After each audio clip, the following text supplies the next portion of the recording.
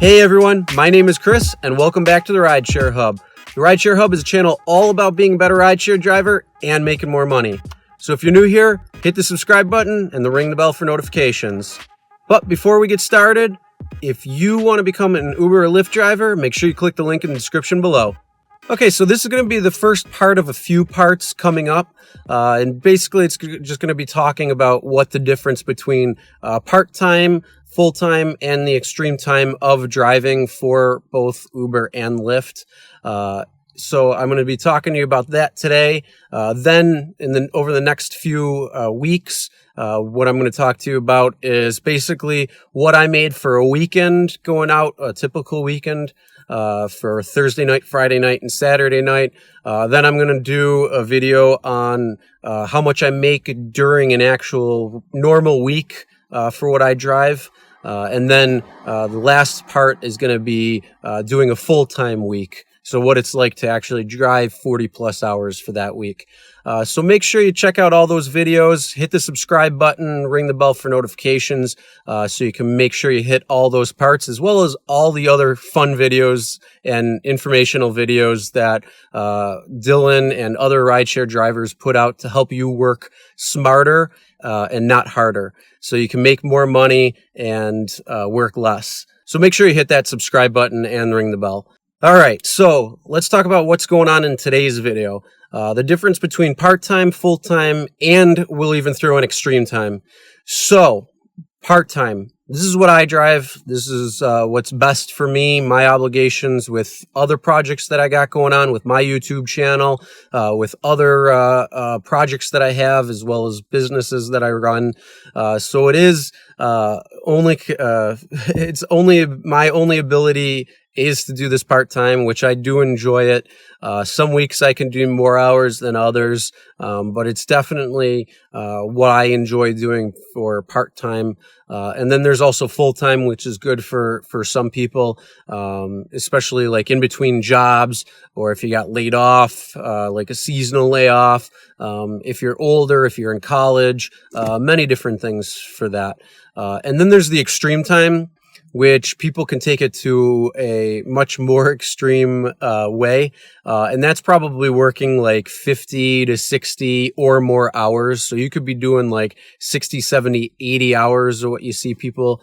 So when you see I made $1,000 driving for Uber or Lyft, or $1,500 or $2,000 in a week, you're probably pulling quite a bit of hours for that week, which means you're probably in that extreme range of full-time there. So let's focus on part-time first. As I said, this is what I do. I work part-time. I enjoy it. One of the perks to me about working part-time is it's great for extra money.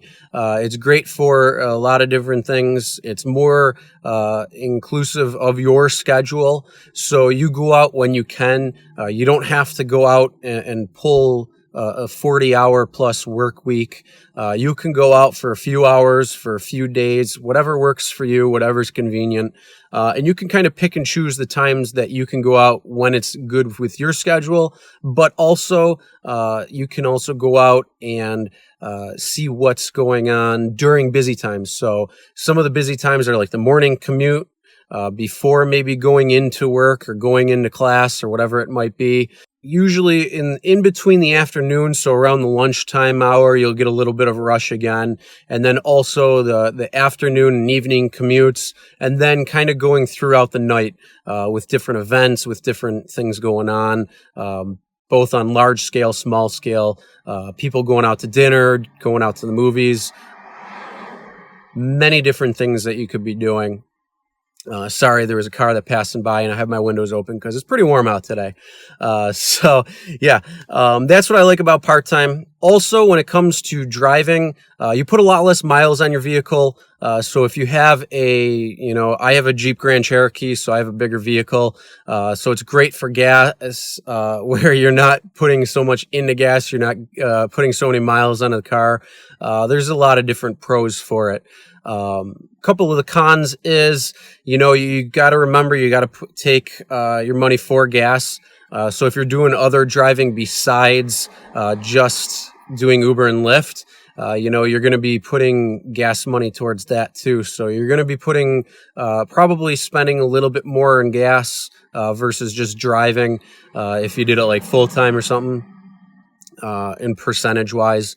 Depending on the time you go out, maybe you're limited to a certain time. So it could be a downtime or a quieter day or night whenever you're going out. So there's definitely different things you got to look in for that. So let's talk about full-time. Now, the pros for full-time is you're going to be working probably around 40 hours, maybe a little bit more. And I'm not going to cover the extreme time yet. We'll talk about that after. We'll encompass that in a minute. But yeah, the full-time you're going to be talking about probably right around the 40-hour mark. So I'm going to say anywhere from about 30 to 32 hours to probably about 45, 50 is going to be considered more full-time. And you're going to be doing a lot more miles on your car, but you're going to be making a lot more in money. And full-time is good for a few things that, yes, you're going to be out working quite a bit, but your schedule is going to be much more open to, going out to the busy times. So you can go out for the morning commute, you can go out for the afternoon commute, and then you can, take a nap, rest, do what you got to do during the day, go out at night, whatever it might be that you want to go and work. So it's going to be a lot more open in your schedule, so you can take advantage of those busier times, and then avoid going out during the quieter times. Also, a good positive is your take-home pay is going to be higher, which is good. And like I said, if you're in between a job, if you're in school where you have the ability to work more hours, if you have quite a few different things going on, maybe in retirement and whatnot, you definitely have that ability to work more full-time, where you might not have a big schedule, where there's a lot of obligations. So you can definitely enjoy that. Now, some of the cons are you're definitely going to be putting on a lot more miles. You need to make sure you account for your maintenance on your vehicle. You need to make sure you account for paying taxes.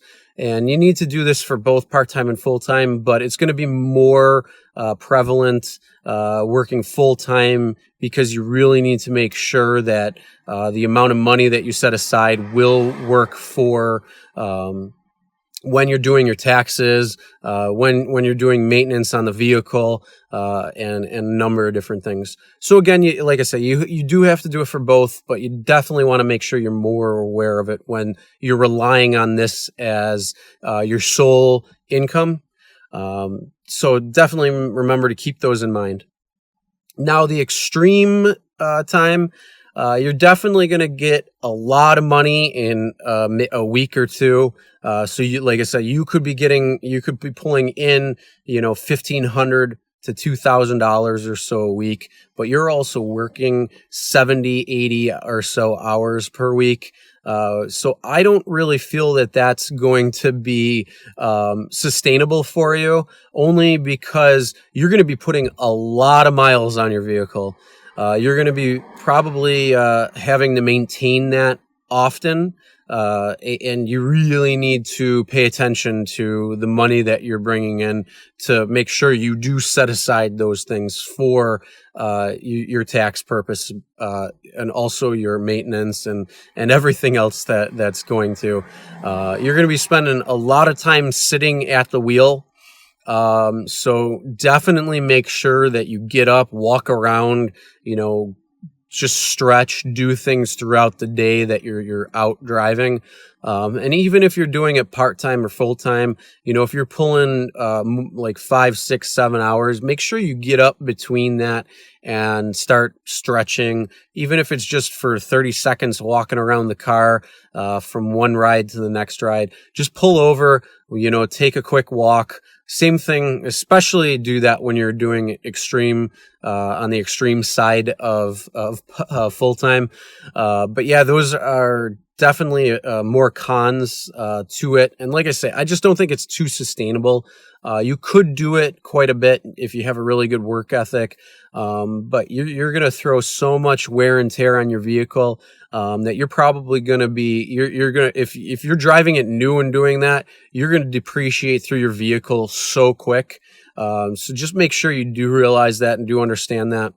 So those are definitely a few differences between the pros and cons of driving for both part-time, full-time, and then even going on the extreme side of doing it full-time.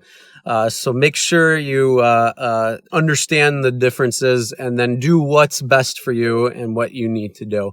If you want to check out a video that I did previously, which is called How I Make $27 an Hour on the Rideshare Hub, check that out because that's pretty much the typical range that I've been driving where it's your gross pay.